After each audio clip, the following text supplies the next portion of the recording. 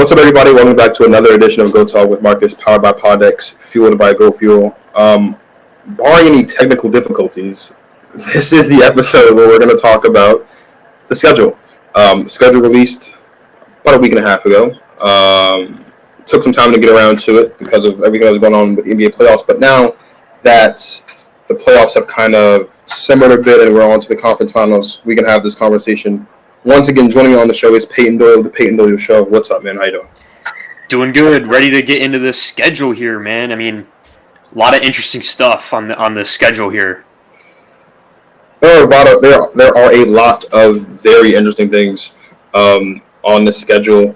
When you look at, obviously, and I feel like schedule time is always my favorite time of year outside of the playoffs, at least for me, at least. You know, you have a good team, you get to see how many teams you're going to beat up on over the course of the season, so that's always kind of fun to me. The Packers finally have a game in London. I feel like that's long overdue, so it's nice, and it's a game against the Giants, so that's even nicer that the Packers get to go across the pond and are basically guaranteed to win in Week 5, which is nice. 8 division winners last year, as always. Packers, I'm trying to think I remember. See if I'm wrong. Packers, Bucks, Cowboys, Chiefs, Titans, Cincinnati, Buffalo, and I want to say the Rams won the NFC West. Yep. Which of those 8 teams is most likely to repeat this year? I didn't add this on the notes, but which of those teams are least likely to repeat this year? Least likely to repeat? I'd probably say Tennessee. Tennessee is in a tough spot right now where Tannehill isn't. I feel like Tannehill doesn't have confidence like he used to. Tannehill went out last year, threw a ton of interceptions, which isn't like him. He didn't really play like himself, and I think that he's kind of holding them down. I think the Titans are starting to realize that, and I think that drafting Malik Willis is kind of a sign to Tannehill saying, hey, you're on the hot seat if you can't get us over the hump. Tennessee is kind of like always average to slightly above average, and I call them slightly above average even though they had the 1 seed last year, but let's be real. We never really thought that the Titans were going to be perennial Super Bowl contenders last year by any means, despite having the number 1 seed. So, with that being said, I look at the Colts and I see they get a veteran quarterback in Matt Ryan. They have improved the defense by signing Stephon Gilmore. And now you're giving Matt Ryan, for the first time since he had Devontae Freeman, a good running back in Jonathan Taylor. And Jonathan Taylor is worlds better than Devontae Freeman ever was. But the last time that Matt Ryan had a running back run for over 1,000 yards, or actually have a dominant season, it was Devontae Freeman, and it was the year that Matt Ryan won MVP. So, yes, I understand that the Indianapolis Colts have no real receivers whatsoever, even though Michael Pittman's like all right, but they don't have a true number 1 option. I think the Colts ultimately win that division, so I say least likely to repeat would be the Tennessee Titans. I 1,000% love the Colts and their wide receiver room. It's not the flashiest wide receiver room at all, right? You've got Zach Pascal, you have Michael Pittman, Jonathan Taylor catches balls up the backfield. If I'm not mistaken, they do still have. They don't have Marlon Mack anymore, but I think they do still have Nyheim Hines, who had a great season 2 years ago when Jonathan Taylor was drafted and got hurt, and he catches balls out of the backfield as well. And they have. I can't think of the tight end's name right now. I think it's Jack Doyle as their tight end. So they have pieces, but like this is a run first team anyway. It's so tough because going into this, I was kind of split.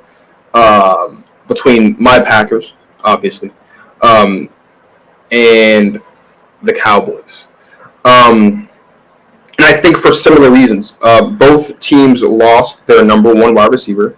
Both teams, when you look at the teams in the division, at least one of those teams in that division gotten a lot better, has gotten a lot better, whereas those 2 teams have kind of fallen down to earth a bit. I do still expect the Packers to win the division just because when you look at who we have on the schedule, and I was talking to Justin and Steezy and some other guys about this since the schedule has been dropped. The only 3 games on the Packers schedule, and this isn't Packer bias, the only 4 games on the Packers schedule that worry me is Week 1 against Minnesota because it's in Minnesota. The game against Tampa Bay because that's in Tampa Bay. The game against Buffalo because it's in Buffalo, and the game against the Super Bowl champion Los Angeles Rams because they're the Super Bowl champion Los Angeles Rams. Those are the only 4 games that worry me as a Packers fan, but also just when you look at win totals, projected win totals, and I'll do a separate episode where I predict all 32 teams' win totals. Those are the 4 games where I look at and I say I could very easily see the Packers losing all 4 of those games. I'm more inclined to go Dallas, though, and it has nothing to do with Dallas or my feelings about Dallas, and really just because of how much the Eagles won, not just the draft, but I think the Eagles have won the offseason, and I don't think it's really that close. I mean, yes, we saw Russ go to Denver, obviously, and Tampa Bay got Tom Brady back out of retirement, so that's obviously a huge win, given that they would have been in quarterback hell if they didn't have Tom Brady come back this season. I get all of that, but to trade for A.J. Brown and only give up a first and a 3rd round pick is massive. To snag Nakobe Dean, who fell all the way to the 3rd round, I believe, because he opted out of surgery, is massive. So you've gotten the defense is getting better. You have so much talent around Jalen Hurts, where the excuses now are slim to none. I get a lot of slack for how hard I am on Tua and how I've said pretty much since the second they signed Tyreek Hill that the excuses for Tua Tagovailoa are out the window. Because yes, he has been dealing with injury, but this is a guy who comes from Alabama who has Tyreek Hill to throw the ball to. He's got Jalen Waddle to throw the ball to. He has Mike Gesicki, who the Dolphins are paying a tight end, who basically is a wide receiver. They're paying him tight end money. They have a solid defense. You have beefed up your backfield. Tua Tagovailoa has to produce just as much as Jalen Hurts has to produce in Philly, if not even more. So I feel like the NFC East, because it's always such a toss-up, because it's always so difficult to figure out who's going to win that division, yes, by default, we always go with the team with the best quarterback wins the division, right? And there's no doubt in my mind that the Dallas Cowboys have the best quarterback in that division with Dak Prescott. That's hands down. There's no ifs, ands, or buts about that. Yeah. But the Eagles have the 2nd best quarterback in the division in Jalen Hurts. I think, even though it's only been 1 season, and maybe this is a bit of recency bias, you could make a legitimate argument that maybe Nick Sirianni at this point in his career is the 2nd best quarterback in the division, or 2nd best coach in the division. Ron Rivera hasn't done that much since he's been in Washington. Granted, there's not a lot to work with. This is Brian Daboll's first season as a head coach in New York, and so while I expect him to do much better than we've seen any head coach do in New York for at least the last 5 to 7 years, it's his first season, so I think by default he's in. And Mike McCarthy. Mike McCarthy's Mike McCarthy. You can make an argument that he's the best coach in the division, and I think he is. I think by the end of the season he won't be. I don't think we'll be looking at him as the best coach of the division at this point by the end of next season. So I'm going to say the Cowboys are least likely to retain, just because we haven't seen a back-to-back division winner in the NFC East since 2002, which was when the divisions realigned to where they are today. That was 20 years ago. I think that stays true for another year, and I think the Eagles are going to win the division this season. So we've talked about the teams that are least likely to repeat. Or go ahead. I want to add on to that. The Eagles have something that no other team in the NFC East has, and that's an identity. Even though Dak Prescott is the best quarterback in that division, the Cowboys don't have an identity offensively. They don't really have an identity as a team. You know what the Eagles are trying to do. They're going to try to do play action. They're going to try to run the ball. They have an identity, right? Washington doesn't have an identity. No. And New York certainly doesn't have an identity. Dallas doesn't have an identity. So, okay, Mike McCarthy might be a more accomplished coach, but Nick Sirianni as the head coach of the Eagles has given them something that is invaluable. It's something that every team needs, and that's an identity. Yep. And they choose to be a run-first team, but now they have the ability to throw the ball now with Devontae Smith and A.J. Brown. Mm-hmm. I 100% agree with you. I think they had a tremendous offseason, and I think you ultimately will be right. I would not be surprised if come January they're on top representing the NFC East in the playoffs. I mean, look, for a long time it hasn't been a good thing representing the NFC East in the playoffs because they haven't been one of the best divisions in football. But to your point, the beautiful thing about having an identity is you can plug anybody in there. You don't necessarily have to have the best guys at the position to have an identity, and that's what the Eagles have mastered. Okay, Jalen Hurts isn't the best quarterback in football, 100%. He's not a top 10 quarterback in football at all. They don't have a top 10 running back.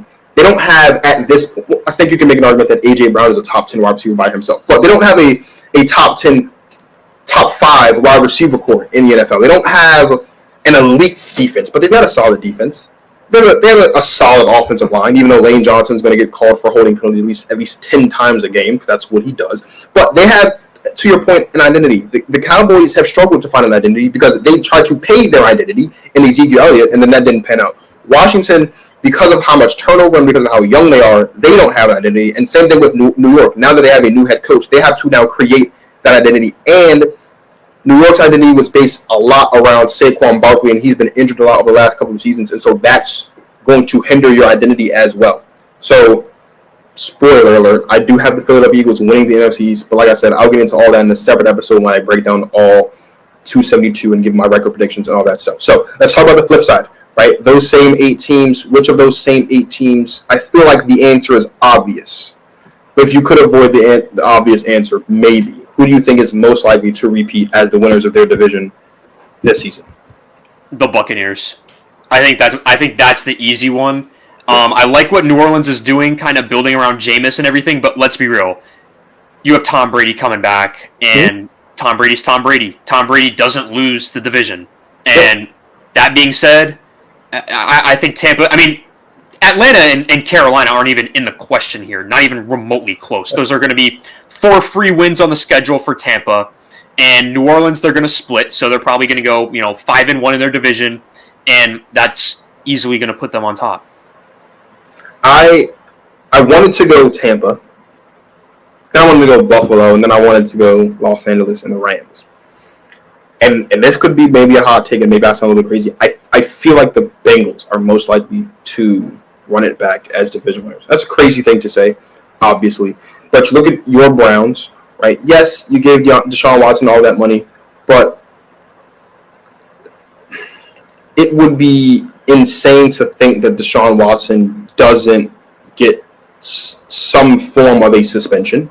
I feel like just when I think about it, at the least he'll get 6. I think. I would assume. I would expect him to get more than 6. But in this division, I think when you have you have the Ravens, the Bengals, and the Steelers, I feel like 6 games without Deshaun Watson is just too many games without Deshaun Watson for the Browns to even compete for the AFC North division when it gets time for that to really matter. As much as I love Mike Tomlin, and as much as I expect the Steelers to once again be at least 500 this season, because I have no reason to think that Mike Tomlin can't do it, because he's never not done it, them drafting Kenny Pickett means that they don't have faith in Mitchell Trubisky. And while I have a little bit of faith in Mitchell Trubisky, and while I think that Mitchell Trubisky would help them potentially be a playoff team, maybe, I also understand that when you have confusion at the quarterback position, that weighs on you. Now, reports have said that Mitch did know that if Kenny Pickett was available, the Steelers were going to go there. He didn't know that, so that's going to be a thing to worry about. And while I do respect Lamar Jackson, and I understand that the big reason why the Ravens missed the playoffs last season was because he missed a lot of time, they've also traded away Hollywood Brown, who was by default their number 1 wide receiver, because they don't really have a wide receiver or a solid number 1 wide receiver outside of Mark Andrews, right? And they all they want to do is run the football. Anyway, I want to go the Bengals because while I understand that they have the first place schedule, you still have Joe Burrow, you still have Jamar Chase, and all these guys. Like the guys that brought you to the dance are still there. They're getting better. They brought back most of their defense. The only major issue right now is that Jesse Bates doesn't want to play on the tag. That's obviously going to be an issue. I do have faith, though, unlike some people, I do have faith that the front office can figure that out and make sure that Jesse Bates is not on the tag come their first game in week 1. And while it wasn't big splashes, they did do what they could do with what they were able to do to help bolster that offensive line that we had spent much of the second half of the season, specifically in their playoff run, talking about how terrible the offensive line was. They did get it better. I feel like, well, obviously you can look at the Bills because they're playing in the AFC East, and no one's even on the level of the Bills or even the level below them. Obviously, you can talk about the Bucs for the same reasons. You could even mention the Rams, obviously, because the Cardinals don't have an identity. Seattle doesn't have Russell Wilson, and the 49ers, they have their own quarterback confusion here with whether it's going to be Jimmy or Trey Lance. I just feel in my heart like the Bengals winning the division had a lot more to do with who the Bengals are and a lot less to do with what was going on with the other 3 teams in the division. And I feel like we're going to see that this season. and they're going to lock up another top 4 seed in the AFC playoff picture when it's all said and done. Yeah, my only thing with that would be I would never feel confident enough saying that. But listen, you could very well be right. The Cincinnati Bengals could run away with the division here, but it's so close. It's going to be a race. It is going to be a race, and if they don't win it, I wouldn't be surprised because of all the things I mentioned with how crazy the Browns season was and how up and down the Ravens were because of injury and how up and down the Steelers were and how like it was such a long shot for the Steelers to make it to the playoffs and they found a way. So like I expect those things to happen, but I feel like one of the reasons why we didn't take the Bengals seriously on their Super Bowl run and one of the reasons why we're probably not many people probably won't take the Bengals that seriously heading into this season is because Lamar was hurt, because Baker was being Baker. And because the Steelers, just their defense just looked up until the second half of the season, really the last 4 weeks of the season, just looks straight up terrible.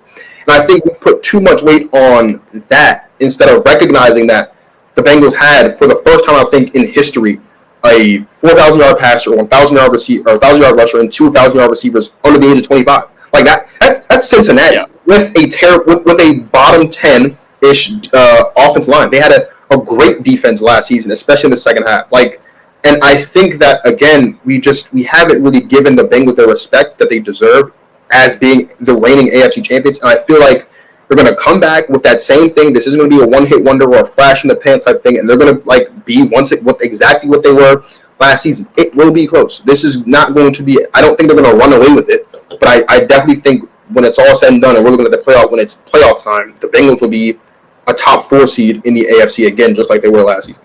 Mm-hmm. And I would not be surprised because one thing that Cincinnati did this offseason was address the biggest need of their team, and that was offensive line. They paid big money to get that offensive line right and really protect Joe Burrow because at the end of the day, they lost the Super Bowl because of their offensive line. That fourth down play, we all seen the photo of Jamar Chase. He gets that ball to Jamar Chase. We've all seen that photo of Jamar Chase absolutely wide open in the back of the field, and Joe Burrow had no time.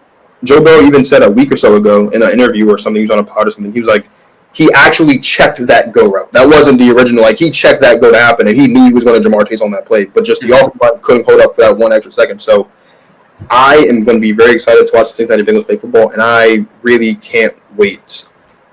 I'm high on the Bengals. If you couldn't tell all last playoffs when I kept talking about Joe Burrow, and even now, I'm extremely, extremely, extremely high on the Cincinnati Bengals. Now, there is a specific market in Seattle that might not be high on a specific player, and that is Russell Wilson.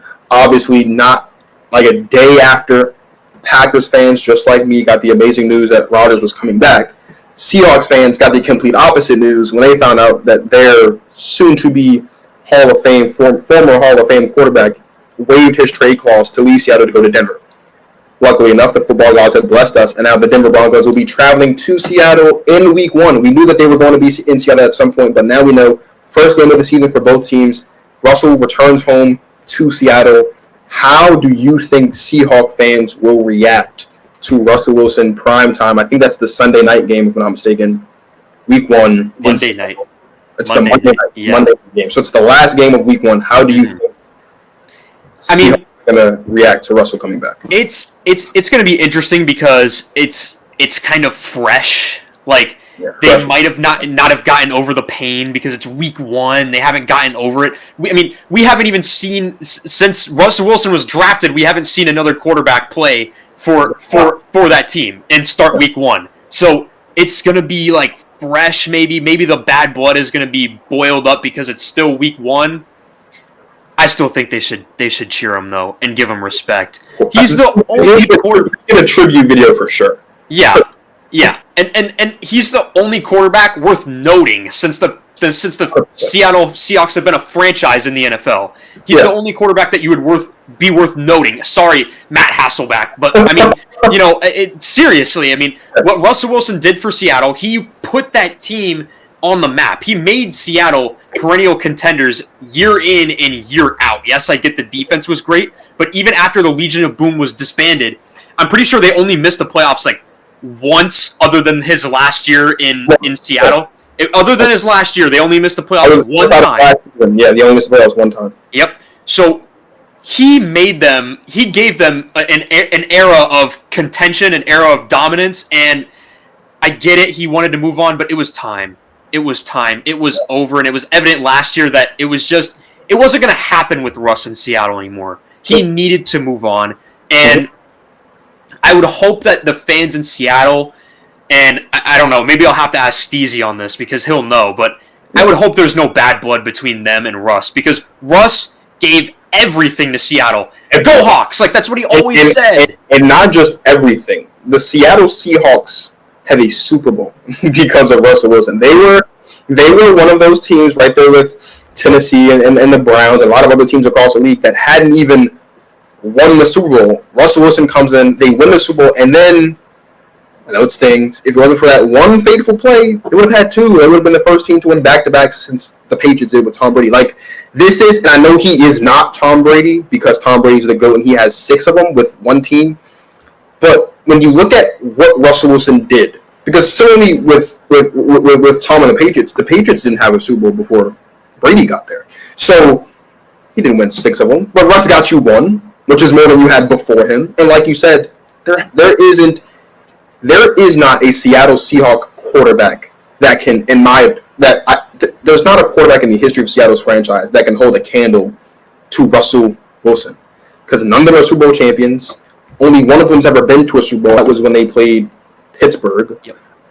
He's been to 2.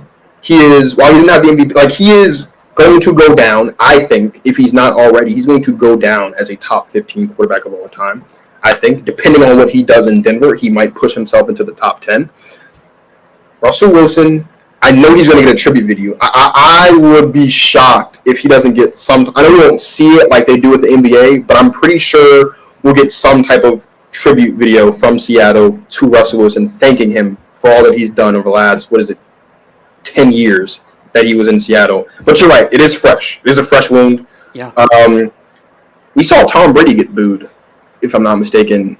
Well, I thought what the Patriots did with Brady was brilliant. It was amazing. When the tribute video was on in Foxborough, everyone was cheering. Everyone had a standing ovation and paid respect to Brady.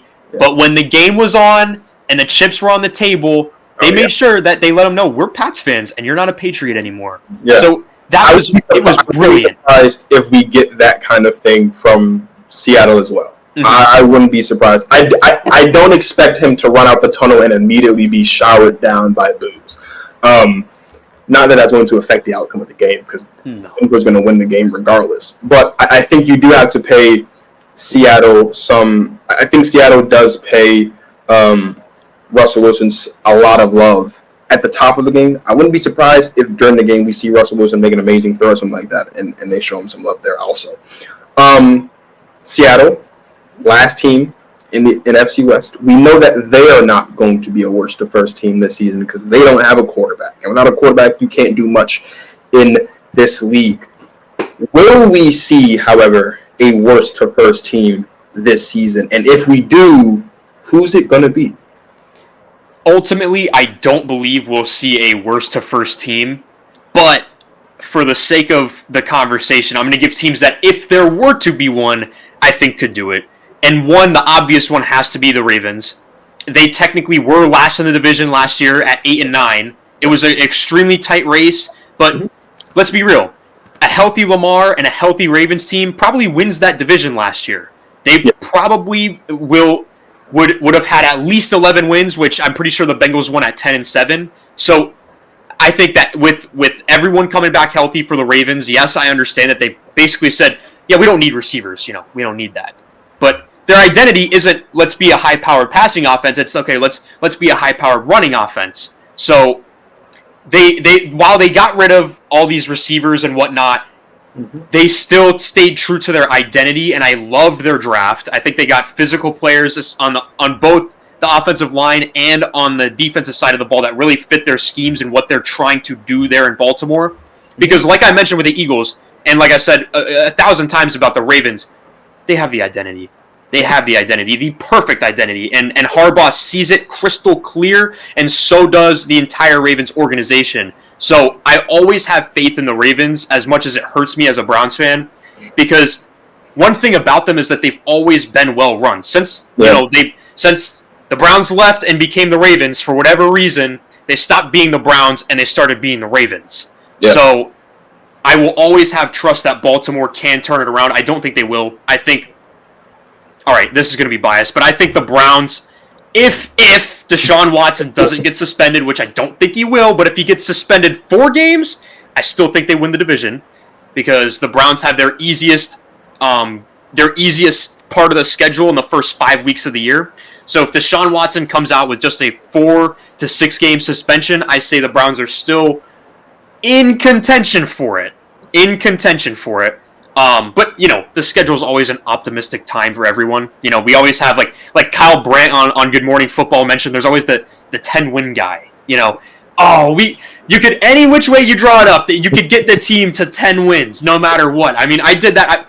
I was convinced the Browns would go 10-6 the year they went 0-16. I was like, we could find a way to squeeze 10 out. You know what I mean?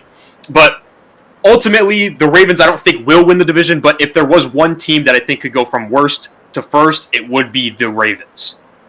Oh, and also, I'm sorry to add on to this, but the Broncos. I think the Broncos would be the only other one that makes sense because they have a quarterback. I think that division is way too daunting for them to go for worst to first. I really do. Yeah. I love Russ. I think Russ is great. I think when you're comparing positions, right, I think the Broncos have the second, you could argue third best quarterback in the division behind Pat Mahomes and Justin Herbert, depending on who you ask. I think they have the third best wide receiver core behind the Chargers and the Raiders, and you could maybe even make an argument that it's worse behind the Chiefs, but I think they do have a slightly better wide receiver core than the Chiefs. The only nod I give to the Browns as far as what they have that's better than every other team in the division is the defense. But my only pushback on that, and it's been my pushback since the beginning, and it's what I've been saying to Steezy and Justin all off season long, and it's what I would say to both of them on the Denver Broncos show. I can't wait for that. Watch it. Is they lost Vic Fangio, who's a defensive-minded head coach. They lost a defensive coordinator. So while that might not seem like a big thing, the defensive schematics are going to look a lot different in Denver, and that could be massive for what that defense looks like. But on paper right now, they do have, I think, the best defense. If you say the Chargers are better than them because of the addition they made in the offseason, I can't get mad at you for that. They don't have the best coach in the division. They don't have the second best coach in the division. They don't have the third best coach in the division. I love Nathaniel Hackett. He is one of the reasons why Aaron Rodgers has resurged over the last 2 years, but he is a rookie head coach. And similarly to with Brian Daboll, who I do expect by the end of this season, we'll be talking about Brian Daboll as being better than Ron Rivera, as being better than Mike McCarthy because of what he did as a coach. I expect Nathaniel Hackett to do a better coaching job than Brandon Staley this season. I expect him to do a better coaching job than John McDaniels this season. But at this current moment, he's the guy of all of those guys that don't have any head coaching experience at all. John McDaniels has done it. He failed at it. but he's done it, and he's also coming from the Bill Belichick coaching tree, and we know how much we love the Bill Belichick coaching tree in the NFL.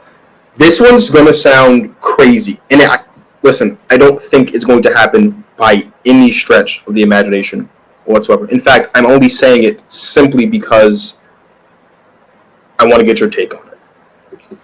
The AFC South, I think, is going to be the most interesting division in football this season.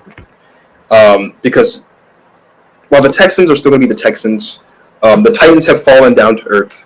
The Colts have obviously gotten better because they have a reliable quarterback. The Jaguars have made enough moves this season where I think that they'll win at least 7 games this season. At least. I think the Jaguars can win 7 games. But because of how weak the division is, I don't think they're going to do it. But I could see the Jaguars moving up in this division substantially. I would not be surprised if the Jaguars finish second in the AFC South this season. Because I think the Texans are still going to suck. I think the Titans are still going to suck this season. And because of just how closely contested all of these games are all the time, and the fact that the Colts, for some reason, can't seem to beat Jacksonville in Jacksonville, and given just how many toss-up games the Jaguars have on their schedule, if there's one team, I wouldn't put my money on it. But if there's one team I looked at, given the situation in their division, I said, maybe this team could go worst to first, I think it would be the Jaguars. I think they have a talented quarterback in Trevor Lawrence. They've made interesting decisions with their draft, which I have enumerated with Stevie A. Smith on the very first episode of the NFL offseason series, which you all should go check out. I think that I know for a fact that Doug Peterson is eons better of a head coach than Urban Meyer. That's a given. I think you will see that as soon as week one. Travis Etienne being back, hopefully, this season will be big because they'll have another guy to rely on in the backfield outside of just James Robinson. They made a big splash in free agency. Not a big splash, but as far as money is concerned, they made a big splash signing Brendan Scherf for the offensive line. That'll help a little bit. Yeah, we can sit and we can crucify them for paying Christian Kirk what they did. I did crucify them for what they paid him, but he is still a wide receiver that Trevor Lawrence can throw the ball to. And again, the AFC South is just such this season. I think going to be such an interesting division to watch that just maybe because of what their game's looking like. I think they have a game against, like they play like the Jets. Obviously, they got 2 against the Titans and 2 against the Texans. They have a game, if I'm not mistaken, against the Giants. They have a lot of games against other teams that you just don't know what they're going to look like. And I always say, when you don't know what a team's going to look like heading into the week, who has the better quarterback? And for a lot of those games, when you know what's going on, they have the better quarterback, which means, and they also have the better coach in some of those instances. Like they play the Bears, they've got the better quarterback and better coach. Those are games I look at and I say maybe the Jaguars could possibly win this division. I don't think they will. I'm not saying that they're going to. But I just think because of how the AFC South is constructed, it is possible for the Jaguars to potentially go worst to first this season. Okay. I mean, listen, I love Trevor Lawrence. I really do. I think he was clear-cut easily. For every reason imaginable, he should have been the number 1 overall pick, and he was, and I think he'll show that this year. I 100% agree that they got better, but my only question would be, why are you so confident in Jacksonville and not in Houston? I feel like Houston did a lot under the radar in a sense. Now, they didn't get another wide receiver outside of Brandon Cooks, and their draft was kind of meh, really. I mean, Derek Stingley at 3rd overall was a shock to all. Yeah. I thought they should have gone offensive line. They didn't. I think their offensive line is still going to be horrible. But Davis Mills Mafia, maybe? And Lovie Smith was not... I mean, I love Lovie Smith. I think that was a completely under the radar hire. I think he's a great NFL head coach. I was kind of disappointed in Tampa when they fired him because I felt like he was worlds better than Dirk Cutter, and Dirk Cutter was out of the league almost instantly. I felt like Lovie belonged in the league, but he kind of faded away there for a little bit, and now he's back. Yeah. My question would be why so confident in Jacksonville when they're horrible, but Houston was also horrible too, and they did the same different things. So a part of it is just because by default, because the Jacksonville Jaguars were the 4th team in the division last year, if I'm not mistaken. That's just kind of okay, yeah. But because I have more confidence in their quarterback. And again, I also think because the Texans and the Jaguars have very similar schedules, obviously being in the same division, they play the same teams. The Texans could possibly, again, that's another team. Look, neither one of these two teams, both of these teams, I think are going to win more games than they did last year. We look at what the Texans were in the last season, fighting tooth and nail, and Rex Burkhead having 2 or 3 back-to-back games that were just incredible to watch. They're going to be special. They also posted 2 40-point games and blew out both of those teams. Like Houston Texans, who would have thought, right? I just have more. If I were to bet on one of these 2 quarterbacks in a game, I would be more inclined to bet on Trevor Lawrence than I would Davis Mills, and that's literally all it comes down to. Is I just have more faith in Trevor Lawrence. Yes, Trevor Lawrence hasn't looked great. Yeah, well, he plays for the Jacksonville Jaguars. There aren't many quarterbacks that have looked great with the Jacksonville Jaguars.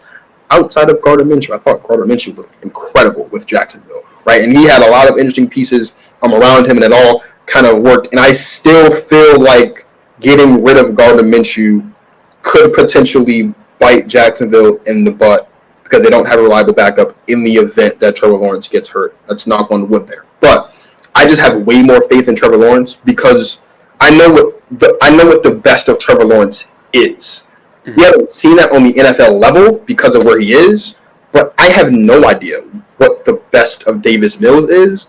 But I can assure you that it is not on the level of what the best that Trevor Lawrence is. And I think that is the major difference, especially for a bad team. Like, I don't love Jared Goff. Jared Goff isn't spectacular.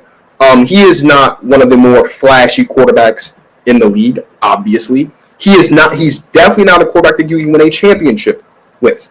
But I, right now, would take Jared Goff over Justin Fields. Primarily because of what's going on in Chicago. You have no idea what the best of Justin Fields could potentially look like on the NFL level. And number two, most importantly, he doesn't have any help around him. Look at Jared Goff. They went out and he won't play until second half of the season, but they went out there, they got Jameson Williams.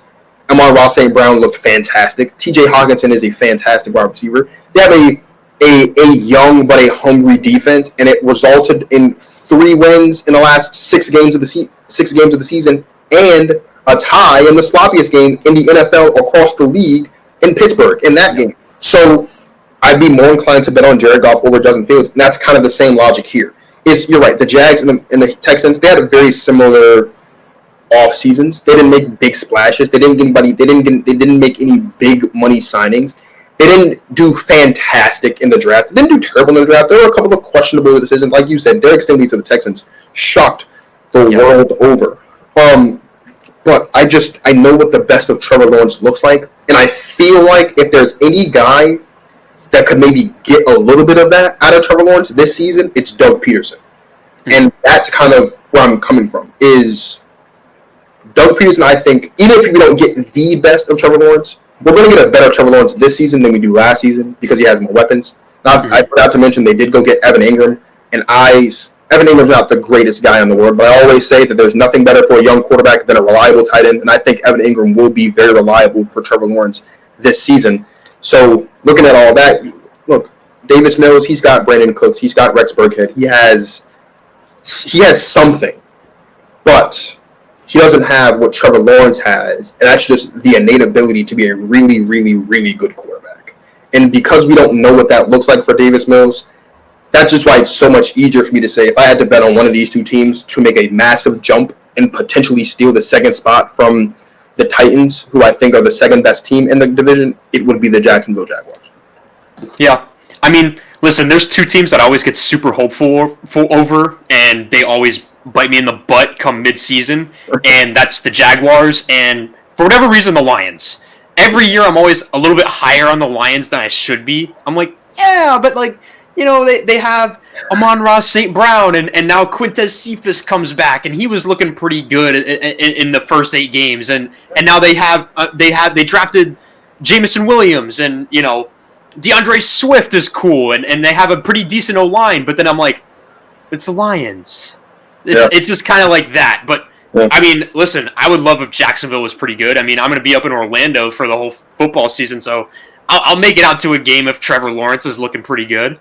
Mm-hmm.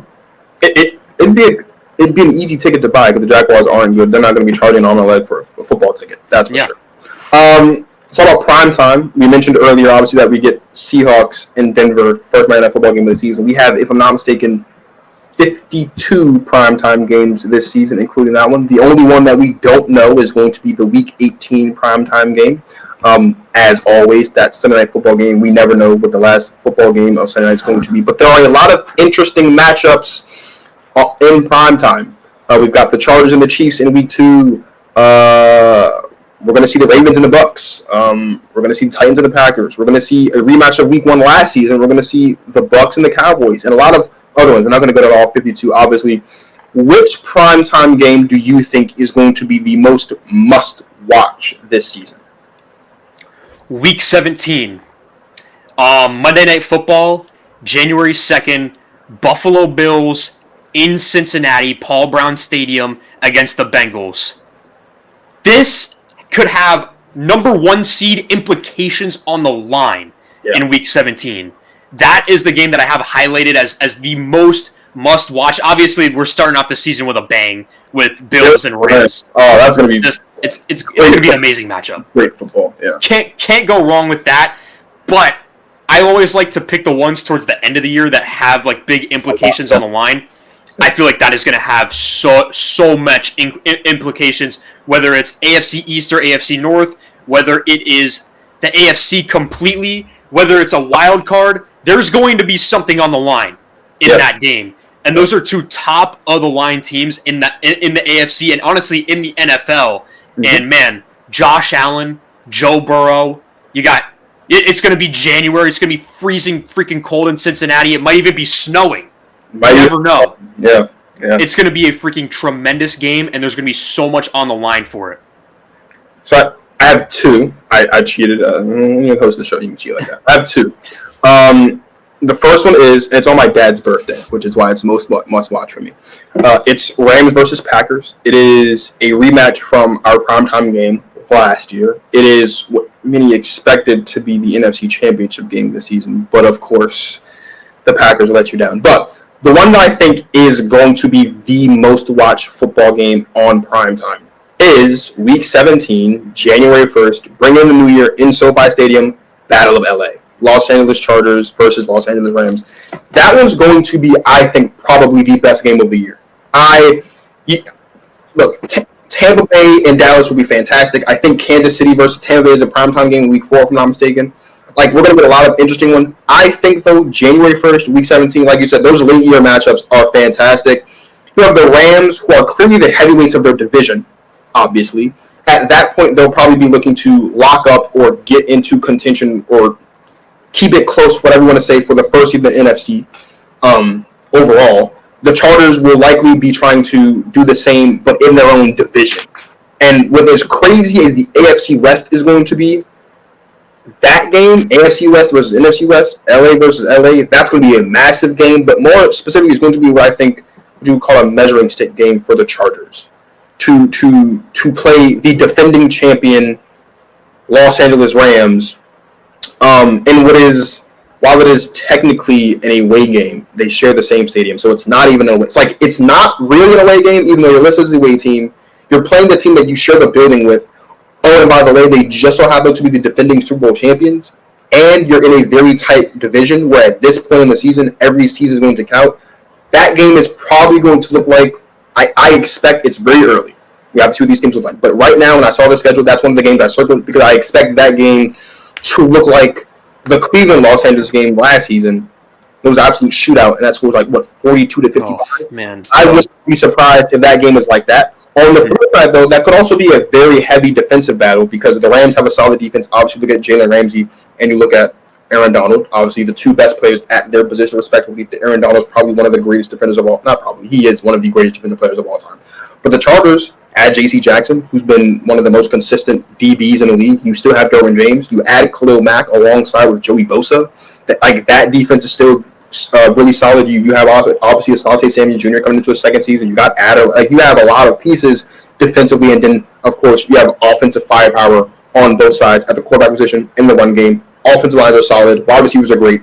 And while I do give the edge offensively as far as coaching is concerned to Sean McVay, I am more inclined, just because of game planning, to give the edge defensively to the Chargers. So it's going to be a fantastic game, and I think that's probably going to be the game of the year. It's going to be very interesting to me to see what the Week 18 Sunday Night Football game is going to be. That's the last game of the season, and we never know what that game is until 3 days before, or a week before the game anyway. Now, with that being said, we have 200. We know what 271 of the 272 games are going to be this season, not including the January 8th game, final game of the season. Who do you think is going to win the most games this season? If I'm not mistaken, the Packers won the most games last season at 13. Yep. Packers and the Bucks both were 13 and 4 last year. 13. No one went 14. Who do you think wins the most games this season? Do you think it's Packers and or Bucks, or do you think it's some other team? I would say Tampa. Tampa is going to get, like I said earlier, they're getting 4 free wins. They're probably going to go 5-1 in their division. And they are the most well put together team, and I think Todd Bowles is going to be so much of a better head coach than Bruce Arians. I love Bruce Arians, and I think he played a valuable role in the Super Bowl winning team. But first of all, that Super Bowl win, though, if you could give MVP to someone who wasn't a player, Todd Bowles. Absolutely. Todd Bowles doesn't get enough credit for what he did. Todd Bowles was Super Bowl MVP. I've been saying that since they won the Super Bowl. I 100% agree with you. Todd Bowles doesn't get enough credit for what he did in that game. He held the unstoppable offense in Kansas City, the unthinkably high-powered offense, the new version of the greatest show on turf, the most prolific offense in the history of professional football, to 0 touchdowns. Zero. Not one, 0. Literally 0. Fun fact about that one as well. If I'm not mistaken, Patrick Mahomes ran more yards scrambling around in the backfield than the Chiefs had offensive rushing yards in the game. Yeah. He made that team look insane. So, with now Todd Bowles is in charge in Tampa, I think that with Brady coming back, that team is still going to be top of the line in the NFL, and I think they're going to win the most games.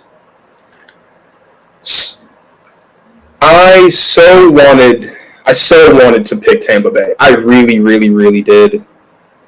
But I think that there's a better team in a similar situation, and that's the Bills. The Bills, I think, last season I expected the Packers to be the first team in history to win 14 games in a 17-game season. They would have been the first team to go 14-3. And I think if it weren't for the Lions and us resting our starters, we probably would have done that. I haven't done a full look over at the Buffalo Bills schedule. I will admit, I have not. But they're in the AFC East. They're going to mop the floor with that division 100%. I think they'll sweep the division. I think they'll be the only team in football to win all 6 games in their division. I don't see the Packers winning all 6. I have us going 5-1. I think we'll lose week 1. I'll never bet on anybody in the NFC East sweeping that division. I think even though the Rams are the heavyweight to the NFC West, I do still want to give a nod to the 49ers because Kyle Shanahan has consistently had Sean McVay's number in the regular season. And also a little bit to the Arizona Cardinals, even though they will be without D-Hop for the first 6 weeks of the season. I do think they'll get one of those games. I think the Bucs might go 4-2 because if I'm not mistaken, Tom hasn't beaten the Saints since he's been on the Bucs. I think he will this season, but I don't think they'll sweep. The Bills are the only team that I think will sweep, so that's 6 wins right there. I really, really, really like the Bills. And I'll get into them a little bit later in the show at the very end.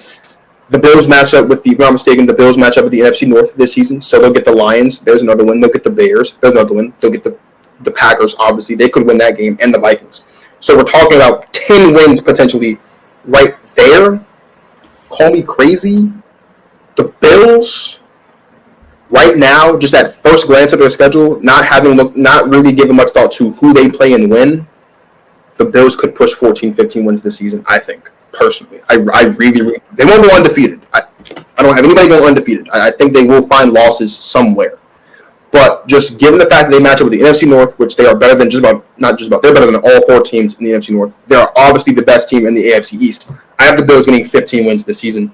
14 to be on the safe side because they might lose one of the ones that you wouldn't expect. Like, whoa, the Bills lost that team. But they are favored. I know we haven't looked at all of them, but I would not be surprised if the Bills are the only team that are favored in all 17 games. I wouldn't be the slightest bit surprised. They have the second best quarterback in the league, I think, in Josh Allen. They have the second best coach, the third best coach in the conference in Sean McDermott. They have an elite defense. They have a really, really solid offensive just core. O-line, wide receivers. The running backs, they don't run the ball that much, but the running backs are talented. I think the Bills will win the most games this season at 14, maybe 15. I'd say second would be the Bucs, maybe the Packers if the Packers continue this stretch of 13-win games. So from the top, obviously, to the bottom, someone's got to bring up the rear. Who's winning the least amount of games this season? The Bears. I just... Everyone else in that division's getting better. Well, other than the Packers. But the Packers are still better than the Bears. And, I don't see them winning one game in that division. And if they do, they still won against Detroit. Okay, big deal, right? What the Bears have, they don't have an offensive line. They don't have a defense. David Montgomery's the only player worth noting on that team. Darnell Mooney is the biggest underachiever in like the history of wide receivers. Every single year, oh, Darnell Mooney, he's a fantasy sleeper. Is he? Because every single year we hear that, and then he does nothing. So, with that being said, and then Justin Fields, how badly is this? Did he just get plopped into Chicago? He has loads of talent, don't get me wrong, but he clearly needed a little bit of time to adjust to the NFL game, and now he's going through a coaching change after his rookie year, which was already disastrous in itself. So, it hurts me because I kind of have love for the Bears. I'm named after Walter Payton, so it's like it hurts, but like it's also like they're really bad. So I'm gonna go with the Bears because I think, like I said, Detroit's improved. I think Minnesota's world's better than them, and Green Bay's universe is better than them. So Aaron Rodgers still owns Chicago. That's fine. Listen, yeah, you can feel bad. I don't. The Bears are going to stink this season, and I'm going to enjoy every second of it. I won't go as far as to say the Bears are going to win no games this season because I feel like they'll have to win at least one. They'll have to win at least one. And the only game I look at and I say the Bears are going to win is maybe their game against Detroit. I don't think Detroit's going to sweep them this season, but I wouldn't be surprised. The Bears are going to suck. They are. I don't know. I'm going to say this. I don't think there is a team in football that got as bad as the Bears did. Like, okay, the Seahawks lost Russell Wilson, but they have something in the quarterback position. They still have DK. They still got Tyler Lockett. And they had a solid draft. The Bears went hit or miss on every single draft pick they made. And if you haven't checked out the episode, please, Jalen Hunter was on the show, the Unpublic Pod. Shameless plug, but it's my show, so it's not really a shameless plug. Whatever. Go watch the episode. We broke down the Bears. It's going to be up soon. Make sure you watch it. We break down the Bears. The Bears, I think, when you look at the talent differential between last season and this season, there's the biggest gap in the wrong direction. The Bears are going to be the worst team in football this season, and as a Packers fan, I'm going to enjoy it. Mm-hmm. As a Justin Fields fan, I'm going to hate it because I was of the mindset last season that if there was any team that should have drafted Justin Fields, it should have been the Atlanta Falcons. I thought that the Falcons should have blown it up last season, got rid of Matt Ryan, not because he's bad, but because Matt Ryan still has value. He's old and he's not flashy, but he has thrown, I would say, with an exception of last season, or maybe even in last season, including, he has thrown at least 4,000 yards every season since 2016. You talk about Mr. Consistency. He doesn't get any more consistent than that. So you still be asking for him. Obviously, you traded Julio Jones as well. I thought they should just blew it all up. They didn't. Whatever. Get Kyle Pitts. Can't get mad at that. He's going to be, if he's not already, he's not already. He's going to be a top 5 tight end, maybe top 3 tight end in the league in the next 2 to 3 years. But the Bears are going to be 1,000% the worst team in football this season, and I absolutely cannot wait for it. Now, when it's all said and done, in Arizona, in February, there are going to be 2 teams representing either the conferences, battling it out for the right to be called Super Bowl champions. We watched the Los Angeles Rams get the job done in their home stadium. The second time in history that's been done. Also, oddly enough, home teams undefeated in the Super Bowl so far in history. The Bucs 2 years ago, the Rams last season. Obviously, you play your Super Bowl at home. You're likely going to win that game. Mm-hmm. What is your way too early Super Bowl 57 prediction? And just to add on to that, do you think we'll get, for the 3rd time in a row, the home team representing their conference in the Super Bowl? Well, definitely not, because Arizona can't, because they're going to get to the playoffs and they're going to get smoked like they always do. Because I think they were the playoff team last season, and after going 7-0 when they shouldn't have been 7-0, they looked terrible. Well, Cliff Kingsbury can't coach. Not at all. And I've been saying that I'm glad someone else has said that. People think I just don't like. He's not a good coach.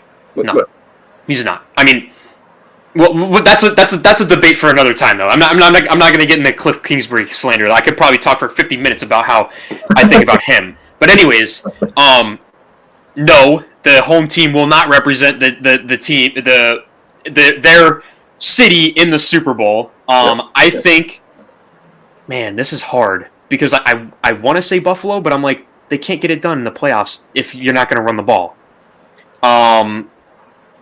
Is Deshaun Watson suspended? Like, can we like be in a fantasy world where he's not suspended? Oh, both worlds. Let's say Deshaun Watson's not suspended. Sure. All right, Deshaun Watson's not suspended.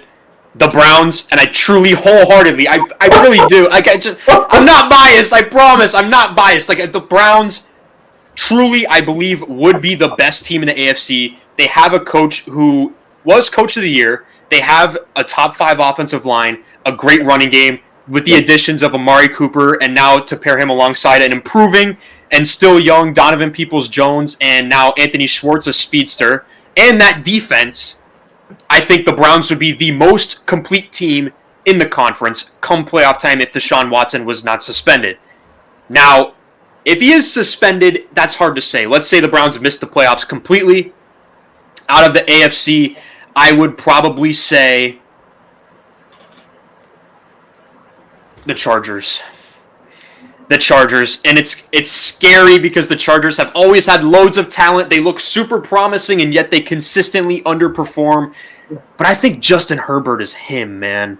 Oh, I think he's really got it like that. Now, the big question with them is, one, how do these pieces on defense fit together? Because, yes, you assembled the super team of players, but defense is very much like a unit. It's very hard for one guy to carry a defense. Everyone needs to play together in like a fluid kind of manner within the system.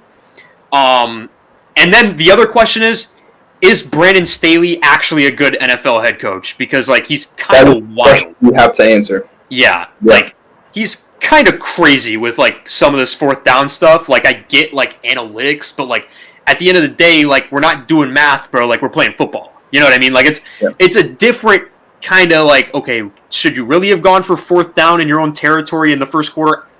I don't know. I don't know if that's like normal for like teams to do if like you can actually get to the Super Bowl when playing like that. Yeah.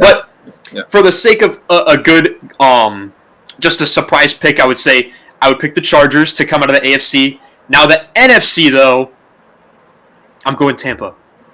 I think that they have a complete team.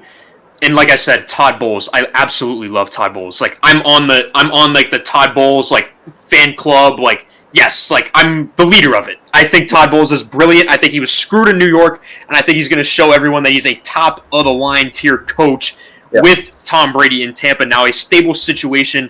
They brought back Leonard Fournette, and of course now Chris Godwin's going to be healthy. Mike Evans is going to be healthy. Yep. They got the band back together once again, and I think the loss last year to the Rams, how close they were, is eating at Tom. And I think that's the whole reason why he came back. So I think that it will be, once again, the Bucs representing the NFC in the Super Bowl, and either the Browns, if they can get there due to the legal issues of Deshaun Watson, or if not, the Chargers, because of the blossoming of Justin Herbert into what I believe is going to be a top 3 quarterback in the league.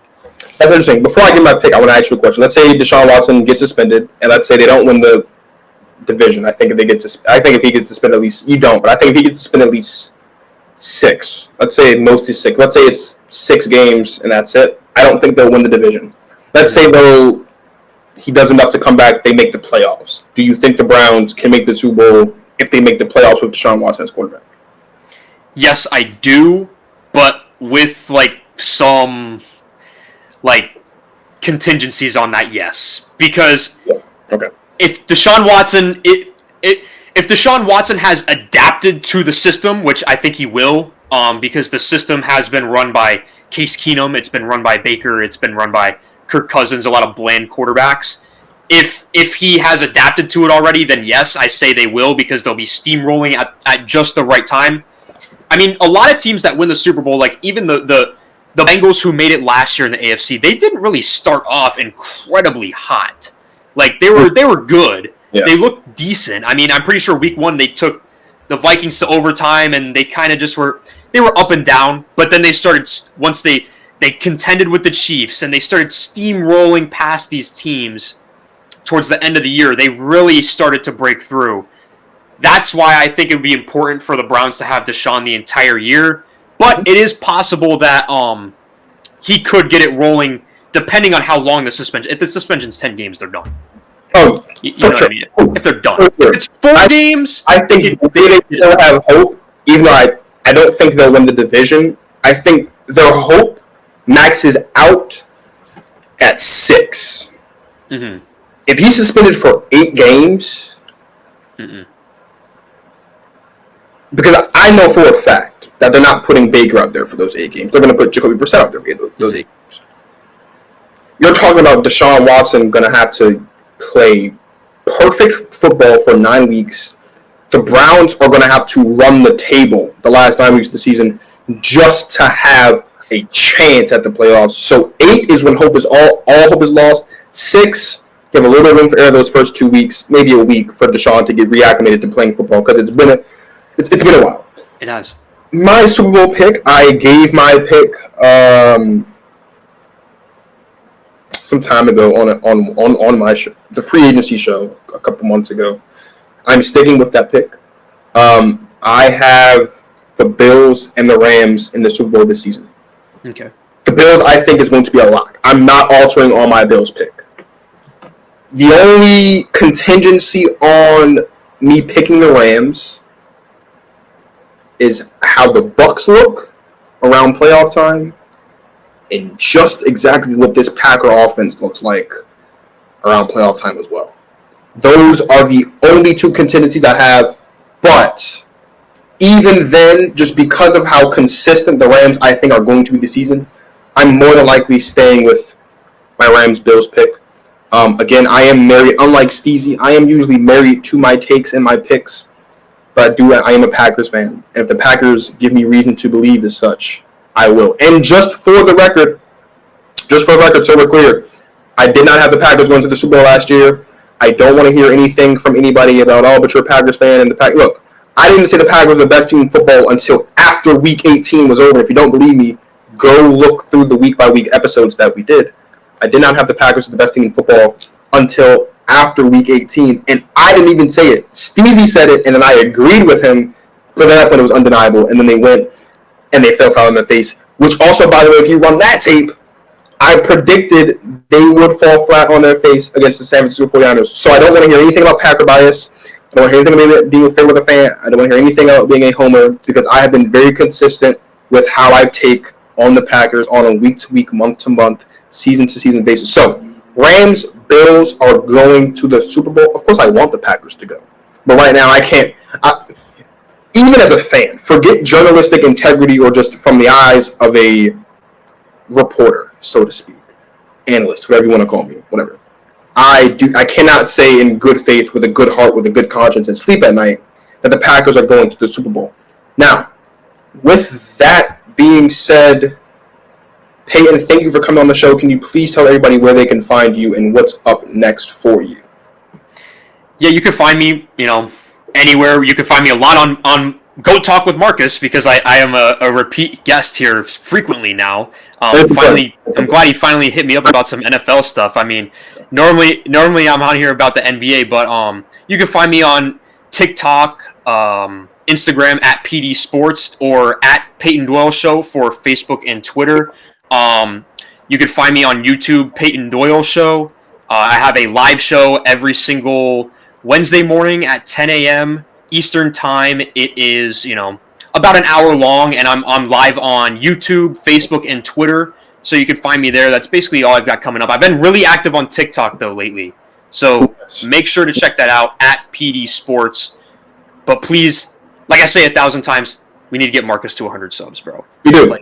We do. It needs to happen. Like, I'm kind of sick of it at this point. I'm sick of saying it. We are. I really am. Like, it's kind of burning me up. Yeah, we're still at 92 subscribers. Okay, the goal was obviously this Thursday because that's my birthday. But if it takes until the 21st, the 31st, I'm fine with that. Can we please smash the subscribe button so that we can get 100 subscribers before June 1st? Please. I appreciate Payton as always for coming on the show. Yeah, it is about time I got Payton on the show for football. This won't be the last time you see Payton on the show for football. Of course, with the NBA stuff going on, I had to bring him on the show anyway to talk some basketball. It's fine. But he's going to be on for a lot more football, including the Browns episode soon to come, especially once we figure out what the NFL is going to do with Sean Watson. So please, thank you guys for watching and listening. We do have a little snag in the NFL Austin series because of some technical and scheduling difficulties. Hopefully, we'd like to resume that next week. So this is going to be the only episode out this week. I want to give you guys something. This is going to be the only episode out this week. I'll make sure that I'll keep you guys updated with everything that's going on with that. When we do resume, we'll go Jets, Giants, Panthers, and then continue down through the draft order as promised. All 32 of these episodes will get done. I don't care how long it takes. I am committed to get this done for you guys. So for Payton Doyle, the Payton Doyle Show, it's Marcus that goes Talk with Marcus. Thank you guys for watching. Like, subscribe, follow on all the shows. GZP Marcus on everything. Go Talk with Marcus everywhere. If you can't find me, you're not looking hard enough, use the Googlers. That's what they're for. Don't do drugs. Enjoy the rest of your lives. Thank you guys for watching.